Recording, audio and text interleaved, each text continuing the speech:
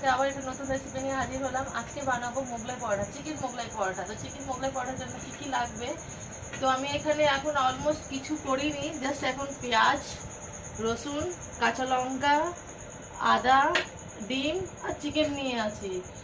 পেঁয়াজটা ভালোভাবে কেটে ধুয়ে এই গ্রাইন্ডারে ভালো করে কুচিয়ে নেব। আর তার সঙ্গে আমি কাঁচা লঙ্কা, রসুন, আদাও দেবো। তারপর আমি এতগুলো রেডি করার পর তারপর দেখাবো এর মধ্যে মেন ইনগ্রিডিয়েন্টস আমি কি দেব। এবার আমি মোগলাই পরোটার জন্য ময়দাটা মেখে নেব। ময়দা মাখার জন্য আমি কি দিচ্ছি চলুন আসুন দেখুন।